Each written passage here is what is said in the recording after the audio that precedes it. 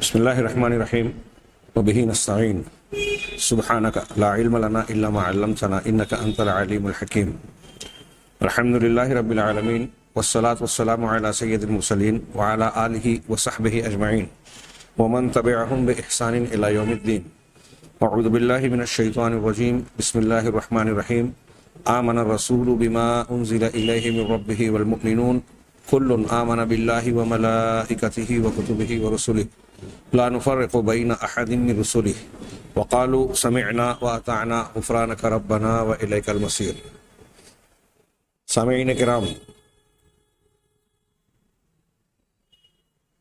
جناب محمد رسول اللہ صلی اللہ علیہ وسلم کی بعثت کے بعد دنیا کے ہر شخص کے لیے یہ ضروری ہو گیا کہ اگر وہ نجات اور کامیابی حاصل کرنا چاہتا ہے تو جناب محمد رسول اللہ صلی اللہ علیہ وسلم پر ایمان لائے، آپ سے محبت کرے اور اتباع اور اقتداء کے سارے حقوق آپ کے لیے مخصوص کر دے۔ کیوں؟ اس لیے کہ اللہ تبارک و تعالیٰ نے آپ کو نبی بنایا، خاتم النبیین، سید المرسلین، رحمت للعالمین، اور پھر یہ مقام اتباع کا ساری کائنات اور سارے انسانوں کے لیے اسوہ اور امام ہونے کا مقام اور مرتبہ خود رب العالمین نے عطا فرمایا۔ کیسے مان لیں کہ نبی کریم صلی اللہ علیہ وسلم سچے نبی اور آپ کا یہ مقام ہے؟ چنانچہ اس کیسے کے جواب میں رب العالمین نے دنیا کے انسانوں کے سامنے جناب محمد رسول اللہ صلی اللہ علیہ وسلم کی صداقت اور آپ کے نبی برحق، مقتدا، امام، سید المرسلین اور دیگر وہ مقام جو اللہ تبارک و تعالیٰ نے آپ کو نوازا ہے، ان کے اس بات کے لیے بہت سارے دلائل فراہم کیے۔ ایسے دلائل نوع بنوع، قسم قسم کے، کہ جن کو دیکھ کر دنیا کا ہر ذہنی سطح کا انسان یہ ماننے پر مجبور ہو جائے گا کہ آپ سچے رسول ہیں۔ ہم وہی گفتگو کر رہے ہیں، اور آپ کی صداقت کی نشانیوں میں سے ایک نشانی آپ کے ظاہری اور باطنی، مادی اور معنوی خوبیوں کا تذکرہ کر رہے تھے۔ چنانچہ نبی کریم صلی اللہ علیہ وسلم خلق عظیم پر کے مالک اور حامل تھے۔ اسی ضمن میں ہم نے پچھلے درس میں یہ جانا کہ نبی کریم صلی اللہ علیہ وسلم کی عدل گشتری، انصاف پروری اور آپ کا انصاف کا خود کرنا اور لوگوں کو انصاف کی تعلیم دینا بالکل بے لاگ تھا۔ یہ تو ایک پہلو ہوا۔ انصاف اور عدل کی ضد ظلم ہے۔ اگر ہم اس کی تفصیل میں جائیں کہ کس طریقے سے جناب محمد رسول اللہ صلی اللہ علیہ وسلم نے ہر قسم کے ظلم سے انسانوں کو منع فرمایا اور بڑی خوبصورت اور جامع تعلیم دی کہ کوئی انسان کسی کے ساتھ ظلم نہ کرے، اپنے مالک پروردگار کے ساتھ ظلم نہ کرے۔ اور وہ کیسا وہ ظلم کس معنی میں ہے کہ اللہ تبارک و تعالیٰ کا حق کسی اور کو دیا جائے۔ وضع الشیء فی غیر محلہ ظلم کی تعریف کی جاتی ہے۔ اب اللہ کا حق اللہ کو دینا چاہیے، اگر وہ حق کسی بھی درجے میں کسی اور کو دیا جائے تو یہ اللہ کے ساتھ ظلم ہے۔ یہ الگ بات ہے کہ اللہ تبارک و تعالیٰ کو اس سے کوئی نقصان اور مظلومیت والا وہ معاملہ نہیں ہوگا جو مخلوق میں مظلوم ہونے کی حیثیت سے ہوتا ہے۔ تو یہ شرک جو ہے اللہ کی ذات کے ساتھ ظلم ہے۔ خود اس شخصیت کو جس کو اللہ کا شریک بنایا، اس کو اس کے مقام سے بڑھا دیا گیا، اس کے ساتھ ظلم ہے۔ اور اپنے آپ پر اس طرح ظلم ہے کہ اپنے آپ کو انصاف کے سب سے بڑے تقاضے کو چھوڑ کر سب سے بڑے ظلم میں ڈال دینا اور اپنے آپ کو گنہگار اور سزا کا مستحق قرار دینا ہے۔ یہ شرک اپنے آپ پر بھی ظلم کرنا ہے۔ پھر بندوں میں مختلف قسم کے مظالم ہوتے ہیں۔ ہر قسم کے ظلم سے جناب محمد رسول اللہ صلی اللہ علیہ وسلم نے منع فرمایا۔ آئیے عدل کی تعلیم اور ظلم سے ممانعت کے تذکرے کے بعد، جس کی پھر سے ایک جملہ کہوں کہ دنیا کو ہمیشہ سے ضرورت رہی ہے اور رہے گی، جس سماج اور معاشرے میں عدل و انصاف کا غلبہ نہ ہو، ظلم اور زیادتی عام ہو جائے، وہاں قانون قدرت ہے، اللہ تبارک و تعالیٰ کا اصول اور ضابطہ ہے، سنت ہے کہ عذاب آتا ہے۔ یہ کہا جاتا ہے کہ اللہ تبارک و تعالیٰ کفر کے ساتھ حکومتوں کو قائم رکھتا ہے لیکن ظلم کے ساتھ برقرار نہیں رکھتا۔ جب ظلم عام ہوتا ہے تو حکومتیں جو ہے بکھر جاتی ہیں، ناکام ہو جاتی ہیں، ختم ہو جاتی ہیں۔ آئیے آگے اللہ کے نبی جناب محمد رسول اللہ صلی اللہ علیہ وسلم کے خلق عظیم کے ایک قدر، ایک پہلو کو مزید دیکھیں، آپ کی سخاوت، کرم اور فیاضی۔ اللہ تبارک و تعالیٰ نے قرآن مجید میں جا بجا اللہ کے راستے میں خرچ کرنے کی تلقین فرمائی ہے۔ وَأَنفِقُوا فِي سَبِيلِ اللَّهِ مَثَلُ الَّذِينَ يُنفِقُونَ أَمْوَالَهُمْ فِي سَبِيلِ اللَّهِ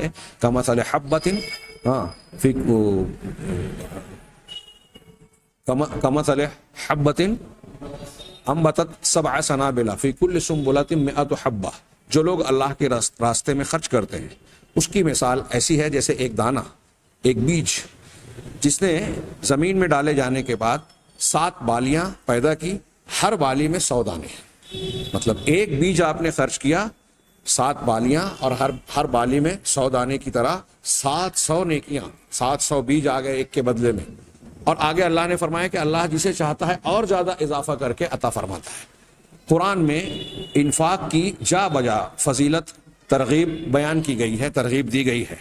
ظاہر سی بات ہے کہ جب نبی کریم صلی اللہ علیہ وسلم قرآن کے عملی اور علمی مفسر تھے تو انفاق فی سبیل اللہ میں بھی آپ سب سے اعلیٰ نمونہ اور سب سے باکمال شخصیت تھے۔ چنانچہ نبی کریم صلی اللہ علیہ وسلم کی پوری حیات طیبہ دیکھیے کہ آپ کا ہاتھ سخاوت اور فیاضی کے اعتبار سے اس طرح سے کھلا ہوا ہوتا تھا کہ اس کی بھی ہمیں دنیا میں کوئی نظیر، کوئی مثال نہیں ملتی۔ جناب محمد رسول اللہ صلی اللہ علیہ وسلم عبد رسول تھے، ہاں، ملک رسول نہیں تھے، یعنی بادشاہ نہیں تھے، لیکن آپ کی فیاضی کو اگر دیکھیں تو ایسا نظر آتا ہے کہ دنیا کا کوئی بادشاہ بھی آپ کی فیاضی اور سخاوت کے آس پاس نہیں پہنچ سکتا۔ چنانچہ نبی کریم صلی اللہ علیہ وسلم سے متعلق حضرت ابن عباس رضی اللہ تعالی عنہما کا بیان ہے، جسے امام بخاری نے اپنی صحیح میں روایت کیا ہے کہ کانا رسول اللہ صلی اللہ علیہ وسلم اجود الناس، رسول اللہ صلی اللہ علیہ وسلم لوگوں میں سب سے زیادہ سخی تھے، فیاض تھے۔ وَكَانَ أَجْوَدَ مَا يَكُونُ فِي شَهْرِ رمضان، اور آپ رمضان المبارک میں بھی سب سے زیادہ فیاضی پر عمل پیرا ہوتے تھے، یا سب سے زیادہ آپ کی فیاضی شباب پر ہوتی تھی۔ عام حالات میں بھی دنیا کے دیگر تمام لوگوں سے زیادہ آپ فیاض اور سخی تھے، اور آپ کی سخاوت رمضان المبارک میں اور چوٹی پر اور شباب پر ہوتی تھی۔ حتیٰ ینسلخا، یہاں تک کہ رمضان گزر جائے، وہ داخل ہو تو آپ کے پاس جبریل آتے تھے، فیعرض علیہ القرآن، جبریل علیہ الصلوۃ والسلام پر آپ قرآن پیش کرتے، ہاں، قرآن کا بعض روایتوں میں یتدارسہ، دور کرتے، ہاں، فاذا لقیہ جبریل کان رسول اللہ صلی اللہ علیہ وسلم اجود بالخیر من الریح المرسلہ، جب آپ حضرت جبریل علیہ الصلوۃ والسلام سے ملاقات کرتے تھے رمضان میں تو آپ خیر کے، ہاں، اچھائیوں میں، سخاوت میں، ہاں، بہت زیادہ، اتنا زیادہ فیاض ہوتے کہ تیز ہوا سے بھی زیادہ آپ فیاض ہوتے تھے نیکیوں میں، بھلائیوں میں اور فیاضی میں۔ نبی کریم صلی اللہ علیہ وسلم کے تعلق سے حضرت ابن عباس رضی اللہ تعالی عنہ کا یہ ایک عمومی بیان ہے کہ آپ سب سے زیادہ سخی تھے۔ اس سے پہلے بعض روایتوں میں حضرت انس بن مالک اور بعض صحابہ کا ذکر گزرا جس میں یہ کہا گیا کہ آپ سب سے زیادہ بہادر تھے، ساتھ ہی ساتھ یہ بھی تذکرہ ہے کہ آپ سب سے زیادہ فیاض اور سخی تھے۔ حضرت انس رضی اللہ تعالی عنہ کی روایت ہے، آپ فرماتے ہیں کہ ان رسول اللہ صلی اللہ علیہ وسلم لم یسأل شیئا علی الاسلام الا اعطاہ، کہ اللہ کے نبی صلی اللہ علیہ وسلم سے اسلام پر، یعنی اسلام کے نام پر کبھی بھی سوال نہیں کیا گیا مگر آپ نے اسے ضرور عطا فرمایا اور بخشا۔ اب یہ جو آپ کی نوازش، کرم گستری اور فیاضی ہے، اسی ضمن میں اور بھی کئی ذیلی خوبیاں بھی شامل کی جا سکتی ہیں، جیسے مہمان نوازی، حسن سلوک، رشتہ داروں کا خیال رکھنا۔ نبی کریم صلی اللہ علیہ وسلم جس طریقے سے اپنے رشتہ داروں اور قریب سے قریب لوگوں کے ساتھ برتاؤ کیا کرتے تھے وہ بھی ہمارے سامنے ایک نمونہ اور مثال ہے، اور اس کی کوئی دوسری مثال نہیں ملتی۔ مہمان نوازی میں آپ نہ صرف اپنوں کے لیے بلکہ اگر کوئی پرایا آ جائے، یہاں تک کہ غیر مسلم آ جائے، تو جناب محمد رسول اللہ صلی اللہ علیہ وسلم جس طرح سے مہمان نوازی کیا کرتے تھے، ہاں، ایک کافر آیا آپ نے 7 بکریوں کا دودھ پلایا. ہاں اسلام لانے کے بعد اس نے ایک پیچھے اسی میں کہ کافر جو ہے 7 ہاتھوں سے کھاتا ہے اور مومن 1 ہاتھ سے. حضرت ثمامہ بن اسال کا واقعہ ہم ذکر کر چکے ہیں آپ کے عمومی اخلاق اور برتاؤ کے ضمن میں کہ 3 دن تک وہ مسجد نبوی کے ایک ستون سے بندھے ہوئے تھے. روزانہ جناب محمد رسول اللہ صلی اللہ علیہ وسلم ان سے سوال کرتے، وہ جواب دیتے. اور تیسرے دن جب آپ نے انہیں رہا کر دیا، آزاد کر دیا اور وہ جا سکتے تھے، تو آزادی پا جانے کے بعد وہ غسل کر کے واپس آتے ہیں اور کلمہ پڑھتے ہیں اور نبی کریم صلی اللہ علیہ وسلم سے کہتے ہیں کہ آپ کا شہر، ہاں آپ کا چہرہ جو پہلے مجھے سب سے زیادہ ناپسند تھا اب سب سے زیادہ پسندیدہ ہو گیا ہے. یہ اچانک تبدیلی کیسے آئی؟ حضرت ثمامہ نے کیوں رہا ہونے کے بعد آپ کی غلامی اختیار کی؟ یہ آپ کے اخلاق، آپ کی فیاضی اور حسن سلوک کا نتیجہ تھا. ہاں یہاں تک کہ آپ اپنے دشمنوں پر بدر کے تذکرے میں آپ جانتے ہیں کہ قیدیوں پر اپنے صحابہ سے کہا کہ ان کے ساتھ اچھا سلوک کیا جائے، تو صحابہ کم درجے کی غذا کھاتے تھے اور قیدیوں کو اپنے سے بہتر کھانا کھلاتے تھے. دنیا میں ایسی تعلیم اور تربیت کہیں نہیں ملے گی. چنانچہ نبی کریم صلی اللہ علیہ وسلم کے بارے میں حضرت انس کہتے ہیں کہ آپ کو اسلام کے نام پر جب آپ سے کبھی مانگا جاتا تو آپ ضرور عطا فرماتے.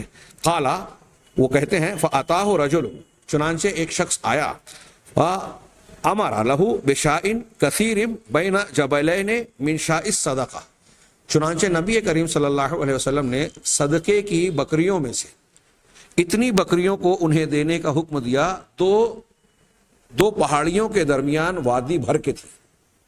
2 پہاڑیوں کے درمیان جتنی جگہ تھی وہ پوری جگہ بھر کے بکریوں کی تعداد تھی، بھیڑ تھی.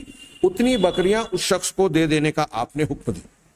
فیاضی کی اعلیٰ ترین مثال آپ نے. وہ کہتے ہیں حضرت انس فرجع الی قومہ، وہ شخص اپنی قوم کی طرف، اپنے قبیلے کی طرف لوٹا اور کہا فقال یا قوم اسلموا، اے میری قوم کے لوگوں اسلام لے آؤ، ایمان اختیار کر لو. فإن محمدا یعطی عطاء من لا یخشى الفاقہ، فإن محمدا یعطی عطاء من لا یخشى الفاقہ، کہ اس لیے کہ محمد صلی اللہ علیہ وسلم ایسے شخص کی طرح دیتے ہیں جسے فاقے کا، فقر کا اور تنگی کا کوئی خوف ہی نہیں. اس بات کا ڈر نہیں ہے کہ دے دینے کے بعد خود مجھے تنگی ہو جائے گی، فاقے کی نوبت آ جائے گی. یہ روایت صحیح مسلم میں ہے. اللہ کے نبی صلی اللہ علیہ وسلم کی عطا اور نوازش کا ایک شاندار نمونہ.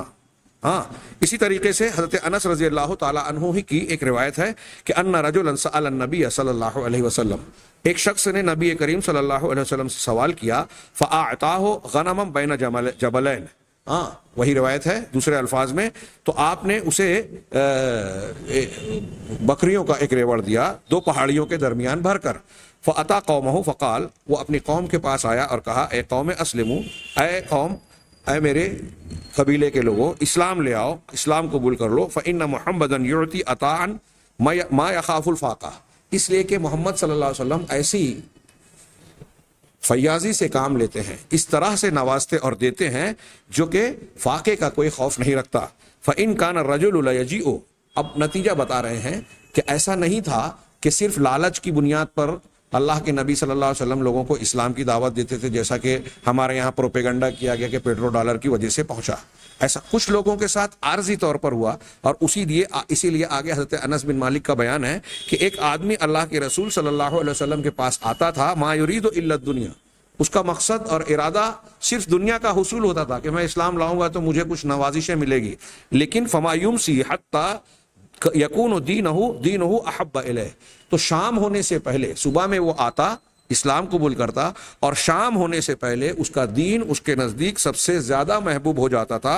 وَأَعَزَّ عَلَيْهِ مِنَ الدُّنْيَا وَمَا فِيهَا، اور دنیا کے مقابلے میں ہر چیز سے زیادہ مہنگا اور غالب یعنی اہم ہو جاتا تھا، اس کی اہمیت بڑھ جاتی تھی.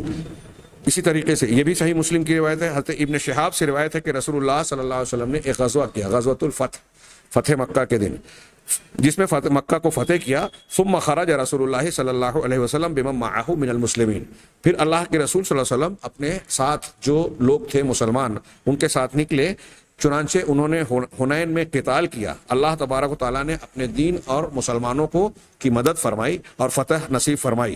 رسول اللہ صلی اللہ علیہ وسلم نے اس دن صفوان ابن امیہ کو اعطا یومئذ صفوان ابن امیہ مئۃ من النعم، 100 اونٹ عطا کیے، ثم مئۃ پھر 100 دیے، ثم مئۃ پھر 100 دیے۔ ابھی آپ نے پیچھے روایت پڑھی تھی کہ 2 پہاڑیوں کے درمیان وادی بھر کر ایک شخص کو آپ نے بکریاں دی۔ اب بتائیے کہ یہاں بھی یہ ایسا ہی معاملہ ہے کہ ایک شخص کو اللہ کے رسول 100 اونٹ دے رہے ہیں، 100 اونٹوں کے بعد پھر مزید 100 اونٹ دے رہے ہیں، پھر 100 اونٹ دے رہے ہیں۔ ابن شہاب کہتے ہیں کہ مجھ سے سعید ابن المسیب نے بیان کیا، مشہور تابعی، کہ ان صفوان قال، کہ صفوان نے اس کے بعد کہا واللہ لقد اعطانی رسول اللہ صلی اللہ علیہ وسلم ما اعطانی، اللہ کی قسم اللہ کے رسول صلی اللہ علیہ وسلم نے مجھے جو دیا وَإِنَّهُ لَأَبْغَضُ النَّاسِ إِلَيَّ، اور اللہ کے نبی صلی اللہ علیہ وسلم میرے نزدیک سب سے زیادہ ناپسندیدہ شخصیت تھے۔ فما برح یعطینی حتی انہ لا احب الناس الی، تو آپ برابر مجھے عطا کرتے رہے، مجھے نوازتے رہے، یہاں تک کہ آپ لوگوں میں سب سے زیادہ محبوب شخصیت بن گئے۔ ہاں، اس ایک روایت میں یہ بھی ہے فاقتتلوا والکفار بحنین۔ ہاں، یہ روایت کے درمیان کے الفاظ ہیں، الفاظ کا تھوڑا سا فرق بیان کیا، یہ بھی صحیح مسلم کی روایت ہے۔ اسی طریقے سے ایک روایت یہ بھی ہے کہ اللہ کے نبی صلی اللہ علیہ وسلم ایک مرتبہ غزوہ حنین سے فارغ ہونے کے بعد جب دیہاتی لوگ اعراب آپ کے پیچھے سوال کرنے لگے اور مانگتے مانگتے آپ کو پیچھے گویا پیچھے کرتے جا رہے ہیں، یہ آگے بڑھتے جا رہے ہیں، نبی کریم صلی اللہ علیہ وسلم پیچھے ہوتے جا رہے ہیں، یہاں تک کہ آپ ایک درخت کے تک پہنچ گئے، وہاں ٹیک لگانے پر مجبور ہوئے، اور لوگوں اس طرح سے لوگوں نے آپ کو گھیر لیا، آپ سے مانگتے رہے کہ آپ کی چادر کھنچ گئی۔ تب اللہ کے نبی صلی اللہ علیہ وسلم جو اپنی سواری پر تھے، آپ نے فرمایا کہ میری چادر مجھے لوٹا دو۔ ہاں، کیا تم مجھ پر بخیلی کا خوف رکھتے ہو کہ میں بخیلی برتوں گا؟ ہاں، اللہ کی قسم اگر میرے پاس ان گھنی جھاڑیوں کے برابر بھی مال اور اونٹنیاں ہوتی، اونٹ ہوتے، لقسمتہ بینکم، تو میں تمہارے درمیان اسے تقسیم کر دیتا۔ لا تجدونی بخیلا ولا جبانا ولا کذابا، تم مجھے بخیل نہیں پاؤ گے، نہ بزدل پاؤ گے اور نہ جھوٹا پاؤ گے۔ بخل، بزدلی اور جھوٹ، دروغ گوئی، یہ عیب کی باتیں ہیں۔ اللہ کے نبی صلی اللہ علیہ وسلم فرمایا کہ یہ عیب میرے اندر نہیں پاؤ گے، اگر میرے پاس ہوگا تو میں سب کا سب تقسیم کر دوں گا۔ اسی لیے جیسا کہ بعض روایتوں میں ہے کہ نبی کریم صلی اللہ علیہ وسلم کے بارے میں یہ درج ہے کہ آپ نے کبھی اپنے گھر میں کل کے لیے کچھ نہیں بچایا۔ کوئی مال آیا، میں نے اس سے پہلے روایت ذکر کی کہ سلام پھرنے کے بعد آپ تیزی سے اٹھ کر بھاگے، بعد میں لوٹے صحابہ نے سوال کیا، ہاں، تو بتایا کہ گھر میں کچھ سونے کا ڈلا آیا ہوا تھا اور میں بھول گیا، میرے گھر میں رکھا رہ گیا، میں نے جا کر غریبوں میں تقسیم کرنے کے لیے اسے بھیجا، حکم دیا اور پھر واپس لوٹا ہوں۔ ایسا بھی ہوا کہ ایک مرتبہ آپ کو ایک خوبصورت یمنی چادر کسی نے تحفے میں عطا فرمائی، آپ گھر میں تشریف لے گئے، اسے زیب تن فرمایا، آپ اس میں بڑے حسین جمیل اور خوبصورت لگ رہے تھے۔ ایک صحابی نے دیکھا، صحیح بخاری وغیرہ میں ہے، ایک صحابی نے دیکھا، اللہ کے رسول صلی اللہ علیہ وسلم کو دیکھ کر اس نے کہا کہ یہ چادر بہت اچھی ہے، آپ مجھے دے دیجیے۔ نبی کریم صلی اللہ علیہ وسلم واپس گھر میں چلے گئے۔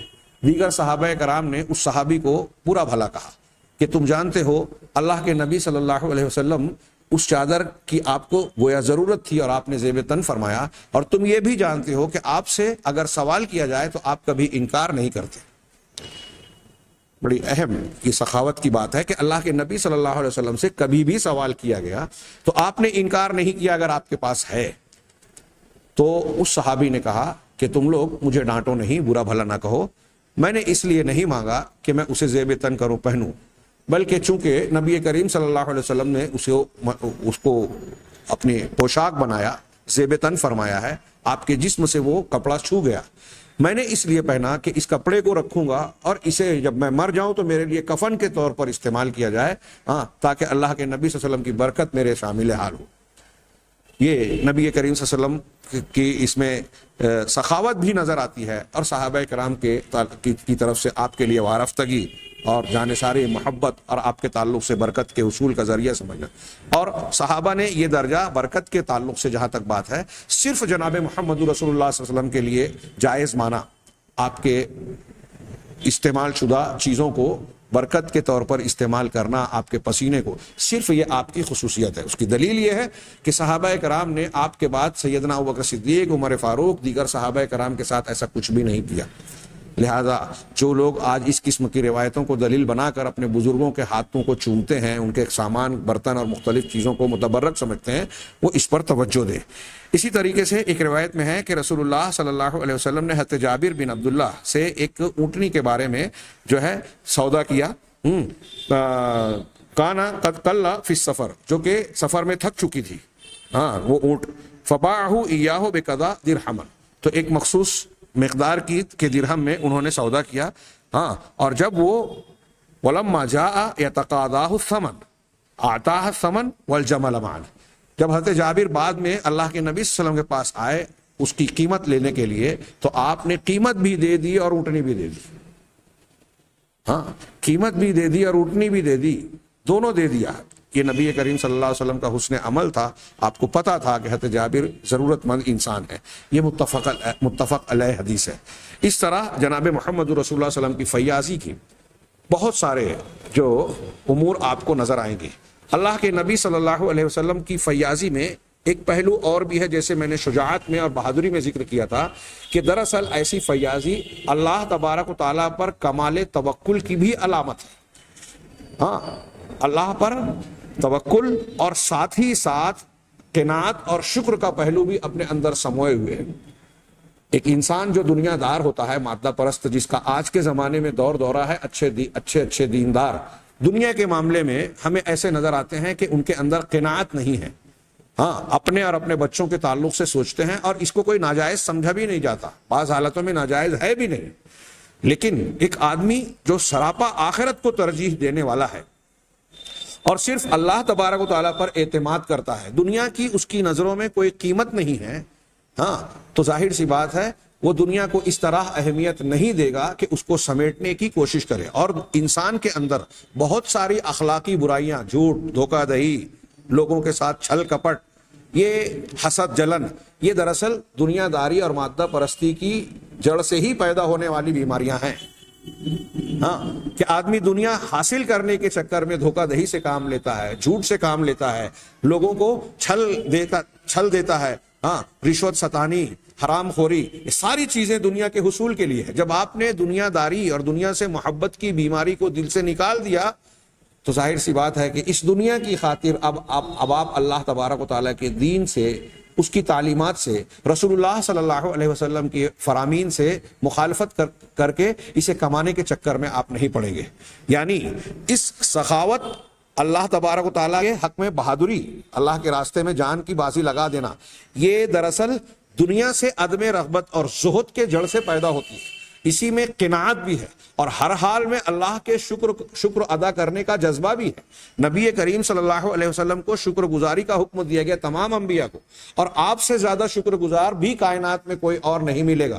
جناب محمد رسول اللہ صلی اللہ علیہ وسلم کی ایک سے زیادہ روایت بخاری، مسلم اور دوسری حدیث کی کتابوں میں ہے، ہاں، حضرت ابو ہریرہ سے، حضرت عائشہ صدیقہ سے الگ الگ الفاظ سے، کہ آپ اس طرح سے عبادت کرتے تھے، اتنی شدت اور محنت سے، اتنی مشقت اٹھا کر، کہ آپ کے پیروں میں ورم یعنی سوجن آ جاتی تھی۔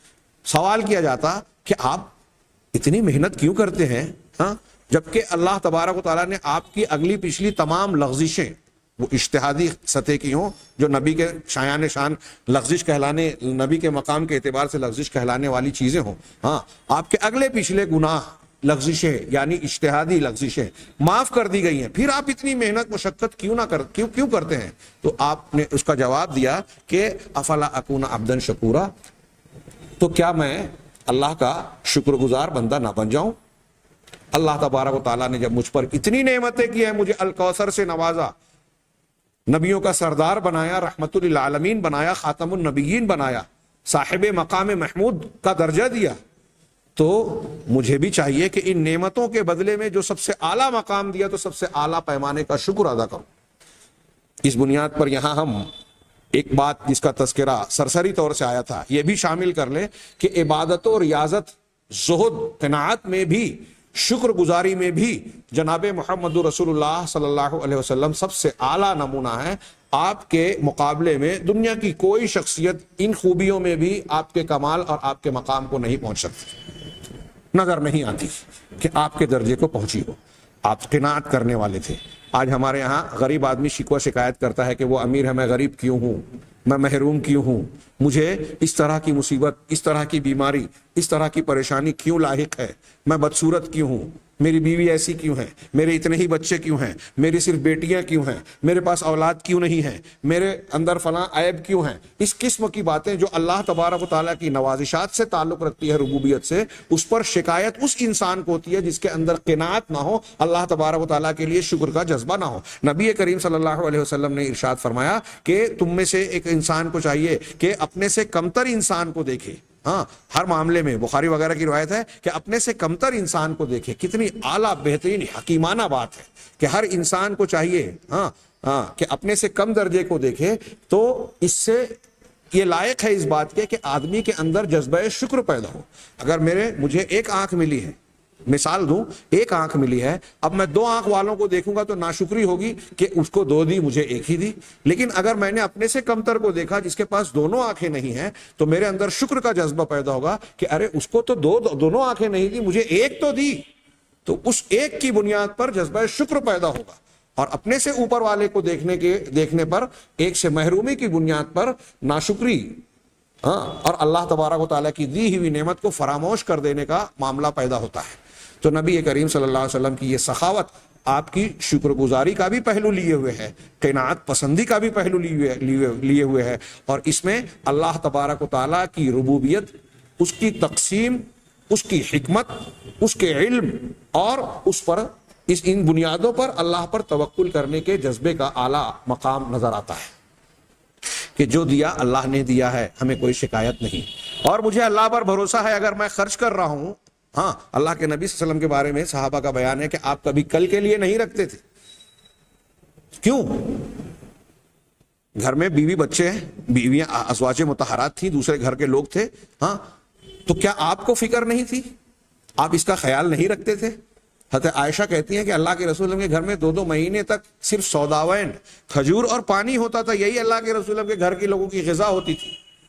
تو اسی پر آپ گزارا کرتے تھے، لیکن شکوہ نہیں کرتے تھے، اللہ کا شکر ادا کرتے تھے. قناعت پسندی تھی. اور آج جو آیا، غریبوں، فقراء اور ضرورت مندوں میں خرچ کر دیا، اس لیے کہ اللہ پر بھروسہ تھا کہ کل کا مالک اللہ ہے. ہمارے یہاں جس طریقے سے پرندے ہیں گھونسلوں میں کل کا سامان اور راشن نہیں رکھتے. صبح جب وہ نکلتے ہیں تو انہیں پتہ نہیں ہوتا کہ ہم کہاں جا رہے ہیں اور ہماری غذا کہاں مقرر ہوگی. اللہ تبارک و تعالیٰ دے گا. اور جب وہ محنت کر کے، کوشش کر کے غذا کی جستجو اور تلاش کرتے ہیں تو پروردگار انہیں شام کو لوٹاتا ہے، تو وہ بھر پیٹ ہوتے ہیں، آسودہ ہوتے ہیں، خالی پیٹ نہیں ہوتے.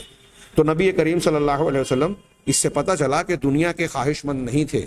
اور آپ نے اپنی نبوت کا دعویٰ جو کیا تو دنیا کی کسی منصب، کسی دولت، کسی حکومت کے حصول کے لیے نہیں کیا تھا، بلکہ آپ کے پاس تو دنیا کی جو نعمتیں آتی آپ اسے خرچ کر دیتے تھے. اور آپ قناعت پسند تھے، کم سے کم پر راضی رہتے تھے. اور آپ کو یہ پسند تھا کہ آپ خود مسکین رہیں اور مسکینوں میں شمار کیے جائیں. آپ کو مالداری، دولت سمیٹنے کا کوئی شوق اور کوئی جذبہ آپ کے اندر نظر نہیں آتا، نہ کبھی آپ نے ایسا مظاہرہ کیا.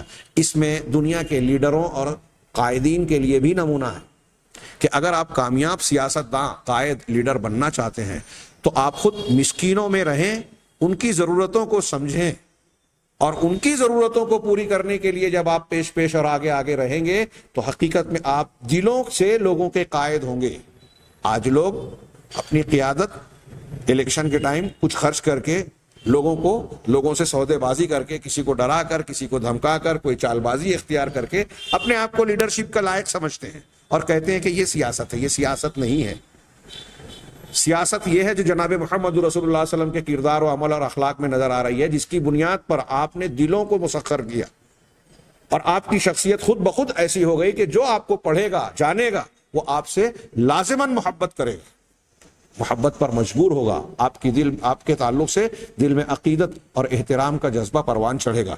یہ ہوتی ہے اصلی قیادت. سیکھنا ہے قیادت کے گر تو جناب محمد رسول اللہ صلی اللہ علیہ وسلم کی سیرت کا مطالعہ کیا جائے. یہ نیچے کے لوگوں سے کی جاتی ہے. اگر آپ، جیسا کہ آج ہماری حکومت ہے کہ غربا مساکین بھوک فاقے سے مست ہیں، ہاں ابھی کورونا وائرس کا معاملہ آیا تو لوگ سینکڑوں ہزاروں کلومیٹر تک پیدل جانے پر مجبور ہوئے. یہ ہماری حکومت ایسی پالیسیاں اختیار کرتی ہیں جس سے بڑے بڑے تاجروں ملینروں کا فائدہ ہوتا ہے. غربا اور مساکین غریب سے اور غریب تر ہوتے جاتے ہیں.